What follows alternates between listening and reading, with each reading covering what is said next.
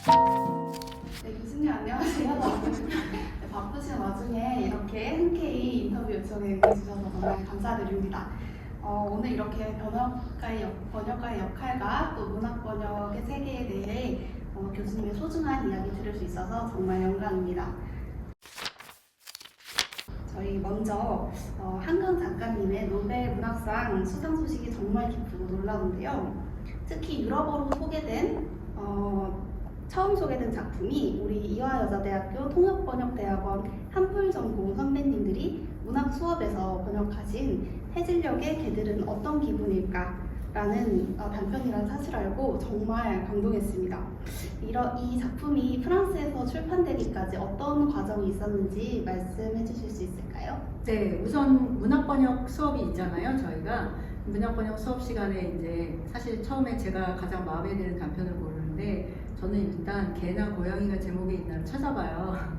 근데 그 당시에 그 개라는 단어가 나와가지고 그 작품을 선택을 했는데 사실 굉장히 좋은 작품이고요.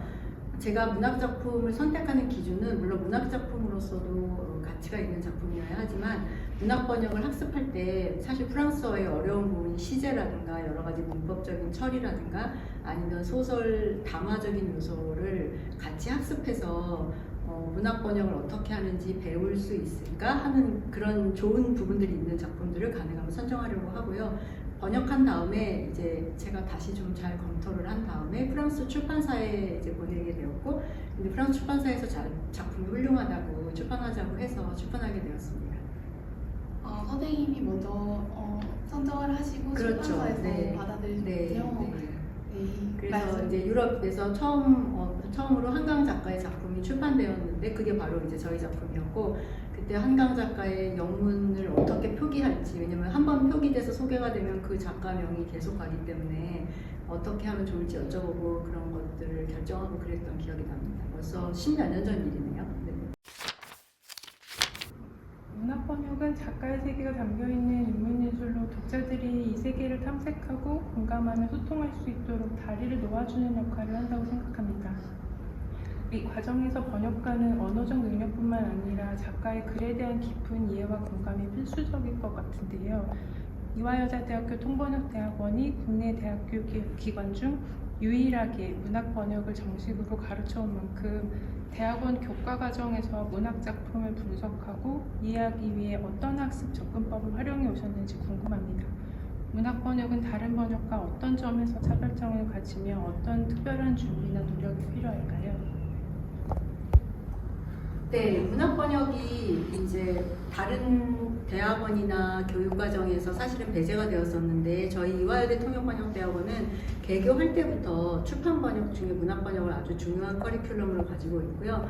사실은 한국문학번역원보다 더 앞서서 그 문학 번역 중에 특히 한국 문학 작품을 외국어로 번역하는 교육과정을 심화해서 교육을 해왔고요. 그러다 보니까 이제 굉장히 좋은 성과들이 많이 나오고 있어요. 그렇게 돼서 양성된 이제 번역가들께서 훌륭한 번역 작품을 지금 이제 출판해주고 계시죠.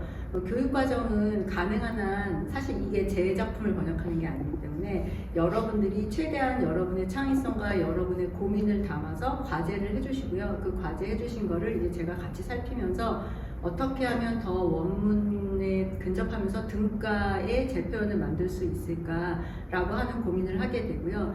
그리고 문학 번역은 이제 여러분들이 2학년 때 수업하시게 되면 아시겠지만 기술 번역보다는 아무래도 의미도 굉장히 중요하지만 그 의미를 어떻게 표현하는지, 사실 작가들이 똑같은 주제를 다뤄도 작가마다 다 다른 방식으로 이야기하잖아요. 수전노라고 하는 주제에 대해서 어떤 작가가 하는 방식과 발자크가 다른 방식이 다르고 이러는 것처럼 그런 것들을 어떻게 잘 표현할까를 공부하게 됩니다. 선생님은 40권 이상의 한국 문학을 프랑스어로 번역하시고 출판하셨잖아요. 신문에서 보니 선생님처럼 외국인 감수자와 협력을 통해 번역하는 번역가를 2세대 번역가라고 하더라고요. 앞으로도 이런 2세대 번역이 이어질지, 그리고 한국 문학을 프랑스어로 번역하는 프랑스인 단독 번역가는 없는 것 같은데 저희가 외국어 방향의 문학 번역을 배우는 것도 선생님과 같은 방식으로 미래의 번역을 담당할 전문가 양성 과정이라고 생각하면 될지 궁금합니다. 네, 사실 저도 어느 기사에서 제가 2세대 번역가로 분류된다는 걸 알았는데요. 저는 계속 현역이기 때문에 그 세대에 갇히고 싶지 않습니다. 그런데 이제 번역가에 대해서 얘기할 때 누가 번역하느냐라고 많은 질문을 하는데 사실 잘하기만 하면 누가 번역하든지 상관이 없을 것 같은데요. 최근에 이제 그 번역된 목록을 살펴보다 보니까 프랑스어는 그 한국인 번역가와 프랑스인 전문 감수자로 구성된 그런 팀이 번역한 작품이 거의 대부분이었고 또 그런 작품들이 대부분의 뭐 상이라든가 이렇게 이제 좋은 성과를 많이 낸 것 같아요.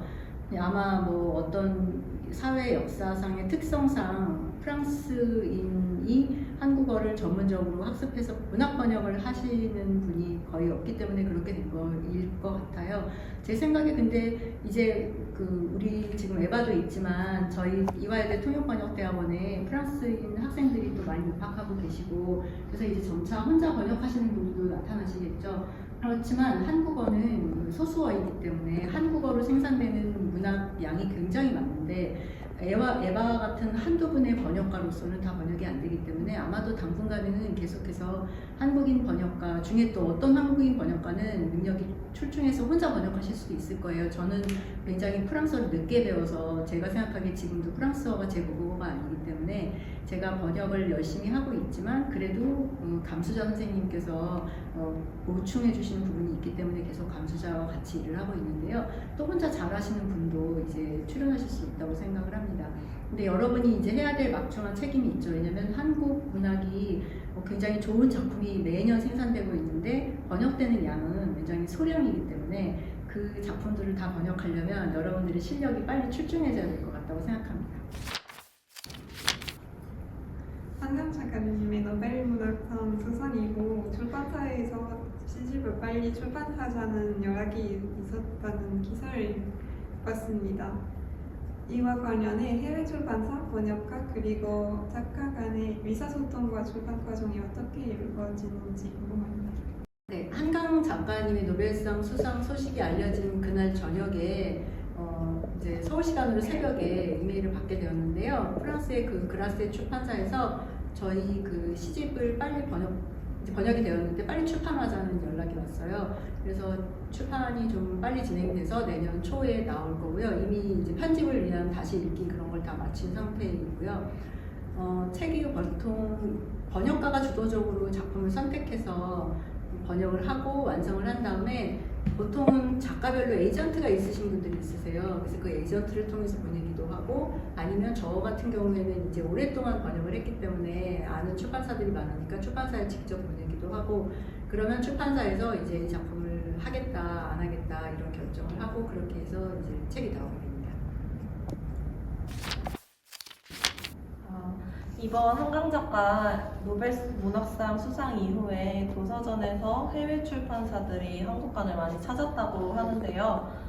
보통 해외 번역 출판의 경우에 해외 출판사가 먼저 연락을 하나요? 아니면 번역가가 제안하나요? 몇십 건 되는 것 같은데 아까 제가 뭐 40여 원 이상 번역 거의 이제 50여 원에 육박하는 것 같은데 했다고 했잖아요. 그래서 제가 사실 거의 전체 번역량의 4분의 1 정도 한 거잖아요. 그 얘기는 번역이 지금 적다 소리죠. 한 사람이 그런 양을 차지하고 있다는 건. 그리고 저는 통역사 생활을 하기 때문에 또 학교에도 있고 그러니까 사실 1년에 번역에 사용할 수 있는 시간이 많지 않거든요. 한두 달 정도밖에 사용할 수가 없는데 그래서 이제 계속 번역가가 많이 양성이 돼야 된다고 말씀드렸는데 이제 번역을 좀 30건 뭐 20건 이렇게 하게 되면 출판사에서 이 번역가가 번역을 한다는 걸 알기 때문에 저 같은 경우에는 프랑스 출판사에서 이제 의뢰를 해서 번역을 하는 경우가 많고요. 어쩌다가 이제 정말 제가 너무 하고 싶은 작품이 있을 수 있잖아요. 읽었는데 이 작품은 정말 꼭 소개했으면 좋겠다. 그러면 제가 스스로 이제 번역을 하기도 해요. 네. 그렇게 이번에 그 번역한 한강 작가의 이제 그 서랍에 저녁을 넣어두었다 작품 같은 경우에 한강 선생님께서 원래 소설 번역에 대해서 말씀이 있으셨었는데 원래 한강 작가님 번역하시는 팀도 계셨고 근데 제가 한강 작가의 시를 굉장히 좋아했거든요. 근데 한강 작가님의 그 굉장히 고통스러운 역사적 사실을 다루는 그런 작품과 아주 서정적인 작품 두 개의 갈래가 있다고 저는 느끼는데 그 중에 저는 그 후반 두 번째 것 그러니까 서정적인 작품이 굉장히 좋았어요. 그래서 학생들과 수업했던 작품들도 둘 다 아주 서정적인 작품들이거든요.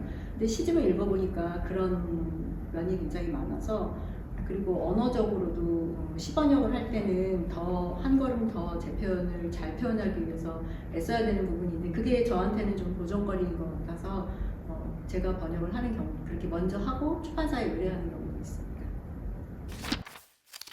국가별로 문학의 장르나 주제 등 선호하는 스타일이 다를 텐데요. 번역할 작품을 고르시는 선생님만의 특별한 기준이 있으신가요?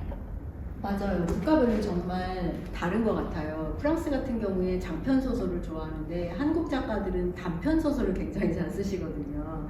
그러니까 약간 괴리감이 있죠.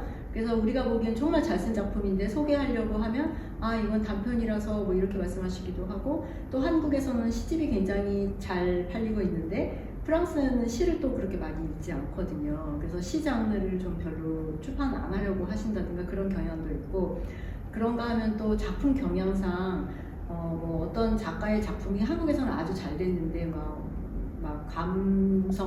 감상적인 뭐 눈물 많이 자아내고 그런 작품인데, 또 프랑스 독자들은 그런 작품보다는 굉장히 잔인한 정도의 이야기, 예를 들면 김유정 단편선을 제가 번역한 적이 있는데요.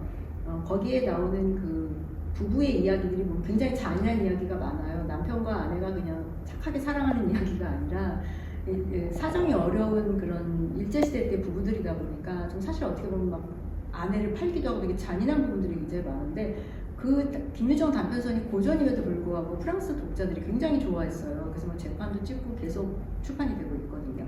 그래서 그런 걸 보면 감수성이 상당히 국가마다 다르다. 그리고 또 출판을 의뢰할 때 그 한국에서 작가들이 많이 하는 뭐 역사적, 사회적, 정치적인 그런 글들인데, 프랑스의 요즘의 문학 작품들은 또 그런 작품들은 많지 않거든요. 최근에는 다시 이제 뭐 유명한 상 같은 경우에 역사나 그런 것들에 대한 글들이 등장하고 있지만, 한동안은 오토 픽션이라 그래가지고 굉장히 내밀한 이야기를 쓴 작품들을 프랑스 독자들은 좋아했었거든요. 그래서 한국 작가들이 그 프랑스 문학 시장에 없는 그런 어떤 부분을 보완해주는 그런 작품들을 소개하는 것도 출판사들이 좋아하는 요소인 것 같아서, 그러니까 그런 여러 가지 요소들을 고려하게 되기도 하고요. 아니면 저 같은 경우에는 이승우 작가나 황석영 작가님처럼 계속 제가 번역을 하고 있는 작가들의 경우에는 신간이 나오게 되면 그냥 저절로 제가 다시 번역하게 되는 그런 일도 있습니다. 내년이면 저희도 문학 수업을 듣는데요. 기대도 되는데 걱정되는 부분도 있습니다. 혹시 문학책을 아주 많이 읽어야만 문학 번역을 잘할 수 있는 걸까요? 제가 생각하기에 여러분이 걱정하시는 건 정당한 것 같아요. 너무 당연한 것 같아요. 일반적으로 학생들이 2학년 올라가서 하시게 되는 수업 중에 가장 어려운 수업을 문학 번역 A, 한국어에서 외국어 방향으로 가는 거라고 생각을 하시는데, 일단 언어적으로 문학 번역을 했을 때 문학 번역 작품으로 생산이 될 만큼 출중해야 되니까 여러분이 걱정하시는 건 너무 당연하고, 겨울방학을 잘 활용하셔서 실력을 개선해 주실 거라고 믿고요. 그리고 물론이죠, 문학 작품을 많이 읽은 사람이라면 문학적 글쓰기가 어떤 건지, 작가들이 어떤 주제에 대해서 어떻게 이야기하는지 잘 아실 거기 때문에 아무래도 유리하겠죠? 네. 2학년생들께 듣기로 저희가 앞으로 듣게 될 문학 번역 수업은 유난히 공부를 많이 해야 하는 과목이라고 해서 벌써 긴장이 되는데요. 어떻게 미리 공부하면 좋을까요? 제가 그 학기가 시작하기 전에 이제 다음 학기에 어떤 문학 작품을 가지고 문학 번역 수업을 한다라고 공지를 해드려요. 그러면 이제 겨울방학 동안에 미리 좀 많이 각자 번역을 해두시는 게 좋을 것 같아요. 그리고 그룹별로 보통 나눠서 이제 그 작품을 여러분들이 그 최대한 아주 문학적이라고 생각되는 그런 표현을 찾아서 정리를 해주시고, 그거를 미리 보내주시면 제가 읽고, 그 다음에 저 나름대로 또 버전을 만든 다음에 그걸 가지고 수업을 하면서 수업 시간에 또다시 토론을 통해서 원문에 비해서 우리가 찾은 해결책이 정말 등가에 가까운지, 또 문체를 더 정리하는, 그러니까 정말 한 3번 정도 텍스트를 학습하게 되는 과정을 거치게 되는데요.